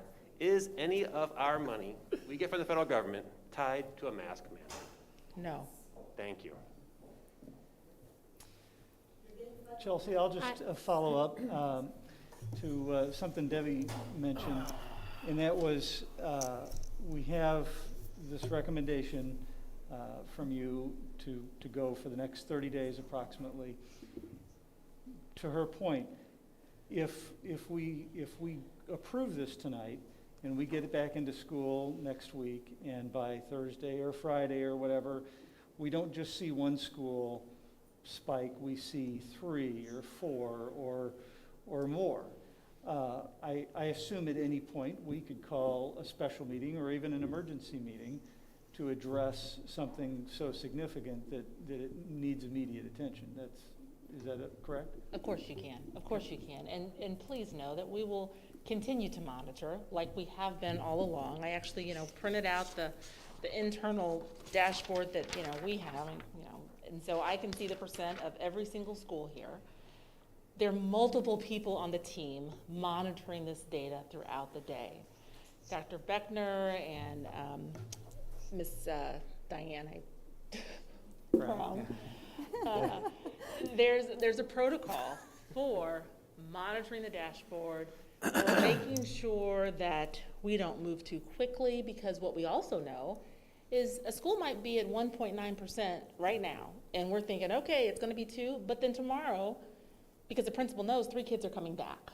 So we wouldn't send any kind of notification out again because we know it's going to drop the next day. And so those are the details that team members are looking at on a daily basis and monitoring and being very careful.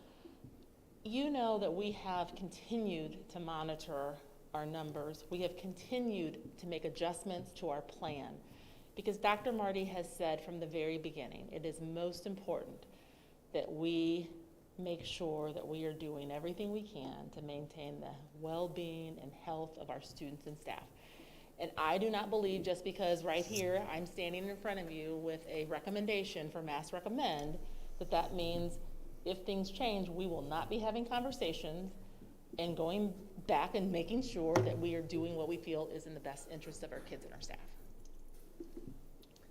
I just want to reinforce a couple of things. And Chelsea, thanks so much for your thoroughness tonight. And I just want to also say Dr. Watson works very, very closely with our principals. And several weeks ago when the numbers were spiking and we were talking about, bringing students back, they let us know that they were very concerned about their ability to manage students coming back, and we listened to them. In the last couple of weeks, we're listening to them again, and more, I think they're confident that they can now manage effectively students coming back because the numbers aren't as significant as they were, and they're also ready. Dr. Watson is meeting with them in groups and individuals and preparing them, and that's where the work is going to happen, as Sam said. That's where we can, at the district level, have all kinds of plans. We, as a board and administration, but it's at the schools, and our school leaders are ready. The staffs are ready. They're ready to now move to this new time. To your point, Mr. Todd, if there's a need to adjust, we've adjusted several times through this whole process. So I want to assure you, and I agree with Dr. Watson and reinforce that our schools are ready, and that's where the action is going to occur. I also want to say and reinforce Dr. Watson's comment. We in Parkway should be very proud. You've heard me say this before. Our board meetings have been civil. We've listened. I think we did that again tonight. We allow people to comment. The board is respectful. We're respectful of comments. Well, that will continue, and now it transfers to our ability to be respectful of people's choice. We will not tolerate, Dr. Watson said that very clearly, we do not want to see anyone teased, bullied, put down for their choice. And we're going to maintain that. That's part of what we do on a daily basis, but particularly as we move to this new environment. And I'm confident in Parkway we have been, I believe, as good a example as anyone in our world right now of listening and being patient and working through this as a community. And I think that can continue. I have confidence it will because I think we have the commitment to, again, of our staff, and we're going to monitor that. But we're going to protect our students, and we're going to try to teach and monitor again and teach that part of our mission, is to be respectful, caring for one another, and that's going to be reinforced because it is a transition, but I'm confident that we can do this effectively at the school site and in our district as a whole and in our community as a whole. And I hope parents will reinforce that at their homes as well. I don't have a question, just a comment. As everyone else said, appreciate all the work and totally trust our principals to be able, and other building leaders to be able to do what needs to be done. Very much agree on the visitors in the building and volunteers and visitors coming back and getting parents back into the building. I think that makes a ton of sense. Very much agree with the changes in how long kids have to stay home. I think that makes a ton of sense and is very much supported. I am not in a place where I agree on the masks because I don't think we're there yet. I hope that in 20 or 30 more days we are. But experts still recommend universal masking when vaccines are low and numbers are high.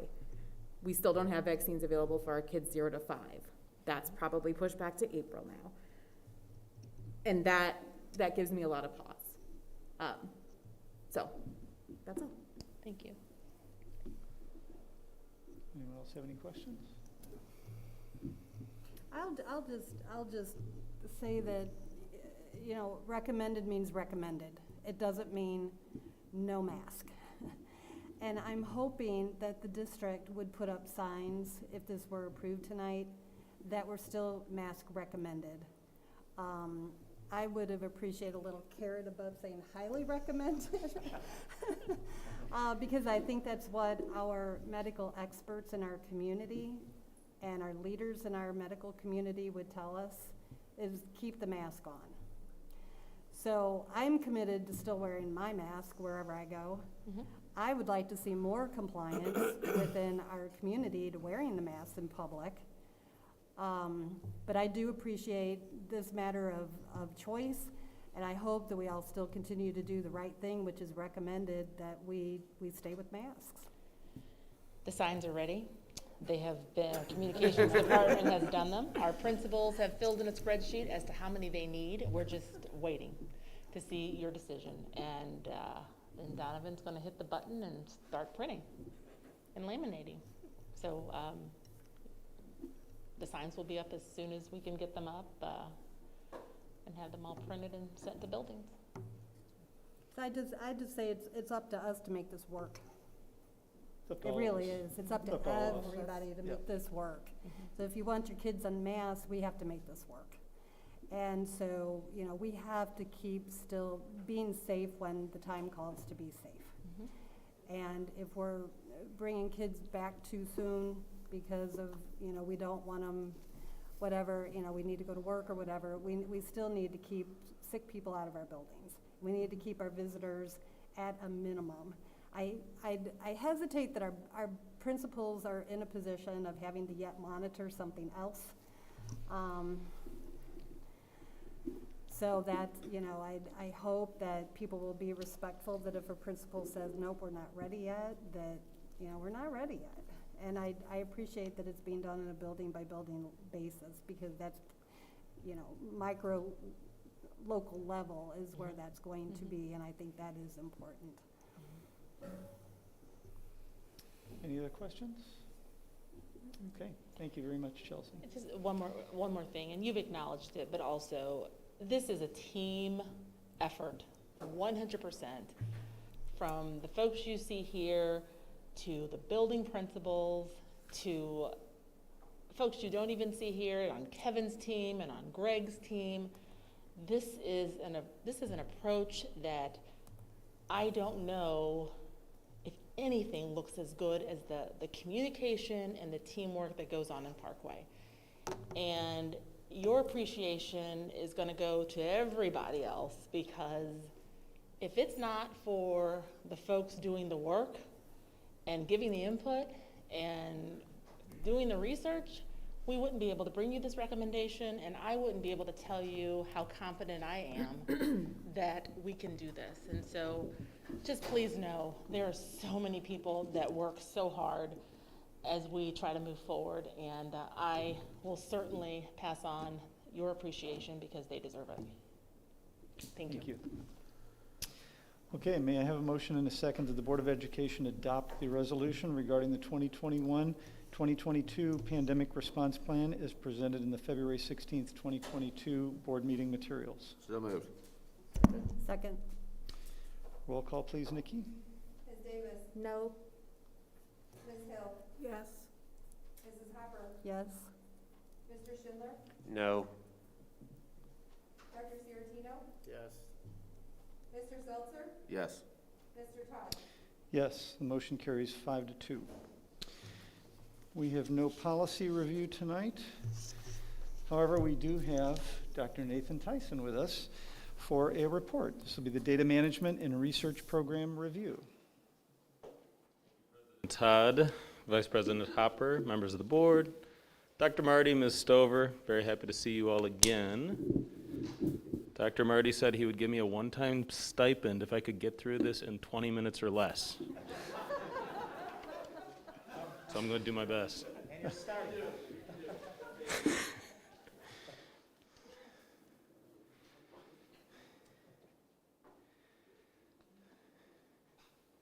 All right, so just coming back now, and I think there we go. So just remember, we're following up on the program review for data management and research. So here is just a quick review of the planning team. Had 16 participants in 3 different groups, 3 members of Superintendent's Action Team, another group that was registrars, people, personnel, and technology, and then a group that was school liaisons, and you can see the number of participants behind each of those groups.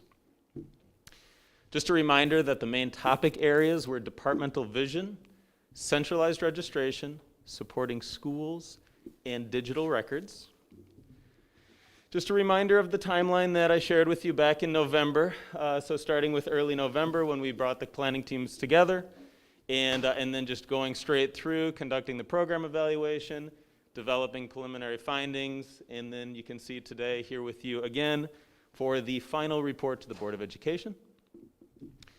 So data management and research review, data collection tools. So in a nutshell, here is what we did to gather data. Sent out 3 surveys. One went to administrators, all administrators in Parkway, district and school level. Another survey went to our school liaisons and operations staff, in other words, the people in the schools that we support. Another survey went out to parents of recently registered students. By recently, I mean within the past year. We also conducted 2 focus groups. One was a group with registrars, and the other was a group with the school liaisons. Again, they're the ones who are at the schools that the registrars work closely with. And then we did a final, at the bottom there, it's a district comparison of 10 similar districts, looking at data management research in Parkway and seeing how these other 10 districts handled those types of duties that we handle, duties and responsibilities that we handle in data management and research in Parkway. All right, so the administrator survey, this just gives you, generally what we asked in the administrator survey. You can kind of see we asked them about centralized registration, about registrar performance, digital records, my helpfulness, that's Nathan Tyson's helpfulness and assistance, my demonstration of core values. Also asked about other functions of the department, thoughts around long-term vision for the department, and then are there any possible departmental inefficiencies? So those were the things that we asked. I would like to just quickly recommend, I think maybe on some of these I'll just say what one of the main findings was. So in this particular survey, we asked administrators, we were interested, what are the most important things that data management and research does or accomplishes in Parkway? Gave them a big list of the different things that we do and asked them to please check 5.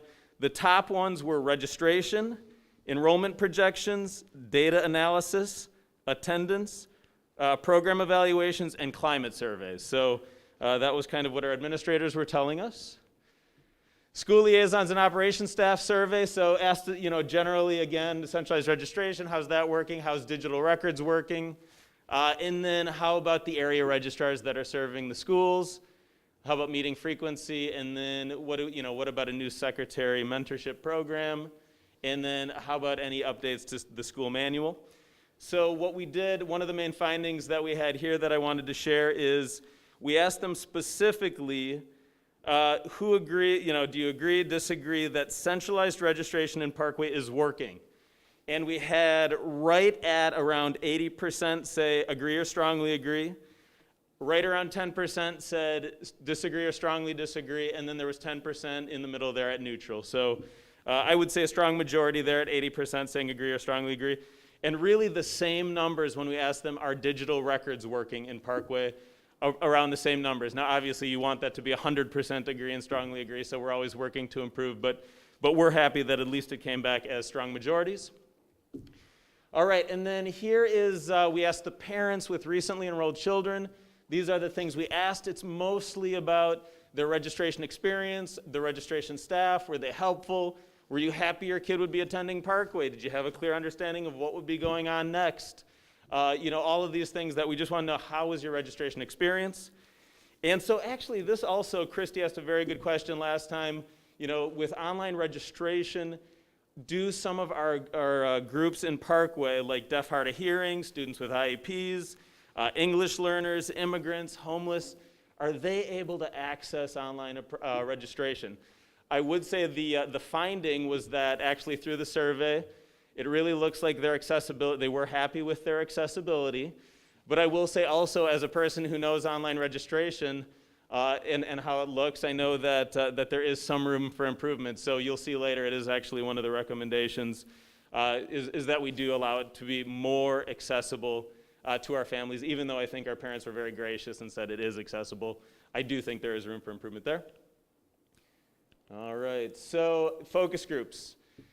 The one with the registrars asked them about departmental overlap, about staffing, online registration, training, registrar manual, what about busy registration times and how things are handled then, digital records, how do we make sure kids are registered in a timely fashion? And then for the focus group with the school liaisons, a lot of the same things. Also asked them specifically about digital records, centralized registration, how's this permissions when it comes to our student information system. You can kind of see the list up there. The main findings, I would say, from the focus group, the first one is we really do need a formal training program for new school secretaries. It's lacking now. We need to develop something that's a little bit more formal. Another of the focus group's main findings was that the new digital record system, which we put in place a couple years ago, the one that contains the student cumulative files and Infinite Campus, it needs ongoing attention and review. So we think we had a pretty good start and got it going pretty well, but that we really do need to kind of stick with it each year, do an audit, if you will, a review, if you will, to just kind of make sure things are proceeding as they should, and do we need to make any adjustments to our digital record system? And then the last main finding I would share with the focus groups, the lead registrar position may include too many duties. Participants wondered if removing the area registrar duties from the lead registrar position would improve overall effectiveness. So right now, our lead registrar is lead registrar and has those duties and also serves the west area of the school district. And so the question is, do we want to figure out some way to possibly, would it even help to remove the west area duties and just allow her to be lead registrar? So we'll revisit that at the very end with a recommendation. Here's the district comparison. You can see the districts that we compared ourselves against. Probably not a whole lot of surprises since we've done this before, and I think most of these districts seem to pop up. You can see also the responsibilities. These were the main responsibilities I could think of that fell within data management and research. So we were looking into each of the comparison districts to see how those responsibilities were handled in each of these comparison districts. The way we determined a comparison district was based on enrollment, assessed valuation, and location. So location, really suburban Missouri, for the most part, that's what you'll see there. And then in terms of enrollment, I think we're looking specifically at over 10,000 students. And then in terms of assessed valuation, I'm sure you all know we have the highest assessed valuation of any district in the state at over $5 billion. And so really it was other districts that were in the 4 or 3 billion sort of, sort of below us, but still people who are comparable in that they're large districts and they have nice tax base, nice valuation. So that's how we did the comparison districts. And so now we're just going to dive into recommendations and I'll be done. We have 5 recommendations. The first one is all around the area of departmental overlap. So data management research, we do researchy data assessment, well not assessment, researchy data, surveying, that type of things with numbers. And then we also do registration and digital records and things like that. So we have kind of an interesting way that we've combined some of our functions in Parkway. And so the question is, how is that working for us, right? Is there overlap? Are there other, like for example, in Parkway, are we overlapping with Carter Snow in assessment? Are we overlapping with Charlotte EJ in pupil personnel? Are we overlapping in technology on, Jason Rooks' department? Are we overlapping there? If so, do we need to make some adjustments? Or are things okay? We really just want this recommendation to be gather the leaders from these 3 departments, review the district comparison, brainstorm areas where maybe there's departmental overlap, and then try to come to consensus. Down at the very bottom, you'll see that it's just a sort of a compendium or an addition, I guess, to the departmental overlap recommendation is just to look closely and study over the next year that lead registration role. The lead registrar role, and just to look at it more closely and see if how do we want to handle the lead registrar, the job duties, the position. Is it okay? We'll probably want to see like overall hours worked and things like that, some other things, job responsibilities, and trying to decide if there's a more efficient way to handle it. Recommendation 2, all about internal research, which I thought this was a real good thing, a good recommendation, something we should try to figure out is how can we brainstorm ways to increase Parkway's capacity to conduct internal research? Gather leaders from those 2 departments, TLA under Dr. Beckner, Student Services. Again, look at the 10-district comparison and again discuss and come to consensus about how do we increase capacity to conduct internal research in Parkway if that's something we want to do. Recommendation 3, this one's all about online registration. I think I already talked in some detail a little bit earlier, but how can we increase accessibility? I said the parents, again, were gracious in the survey results. By the way, you can look at all the results in the board docs there. All the survey results are there as appendices. Focus groups transcripts are all there. The 10 district comparison is there. But specifically, this one is how can we develop some strategies that will allow us to be more accessible to these specific groups in the future. Recommendation number 4, digital records. So it's really the annual review process. Again, I think we did a good job getting it up and running, but we need to revisit it year after year and look at things like naming standards, doing audits, training the staff, making sure that it keeps going the way we want it to go. And then the final recommendation is training and manuals. Like I said earlier, we do need to come up with a better, more formal approach to new secretary training in the schools. And then we do have a couple of manuals that we really should be reviewing, making more robust, etc. That's it. Did I do it? Yes. That's pretty good. Awesome. For you. One-time stipend. All right. All right, so is there any feedback or discussions? I'm almost speechless. That's a new record for you, Nate. Thank you. So I said, hey, if you give me the proper incentive, I will perform. I just would have offered you a cookie or something. Nathan, I cookies would are have a gift, Jeff. I want to just add, you got to have a question. You got a little time. When you talk about accessibility, what are you talking about? Languages or just a curiosity? Yeah, it was, and it really was. I do appreciate Christy Klein Davis mentioning this last time because it's right here. You can kind of see the list. These are, when we do our online registration, they fill it in on the computer. Yeah. And the question is, like, for example, we know we have a fair number of students, families with deaf, hard of hearing. So is it accessible for them? We know we have students, a lot of them with disabilities, families with disabilities. Is it accessible for them? English learners, obviously, is it accessible for them? And those families that come and maybe English is not their first language, or maybe they don't know English at all. So these are the groups, and again, most of these, I think we had kind of a tight program evaluation window. So most of the recommendations were about work that we need to do. And I think exploring ways to be more accessible with these groups is something we should do. Well, and I just think as we become more diverse, and I think this is an important area. So yeah, thank you, Nathan. Nathan, thanks for specifically doing this part of it. I think it's important. I think we're all learning how to operate with a true equity lens and all the different ways we need to think differently to do that. So appreciate this call out and the extra work to make sure that all of our students are able to have the same kind of access. So thank you. I had a question about your survey response. Did you get what we normally see with a survey response? And then also, to tack on to Dr. Marty's comment about accessibility, did we look at, or did we break out any of the responses based on age? Since we commonly hear that younger parents, use technology differently than some of the older parents.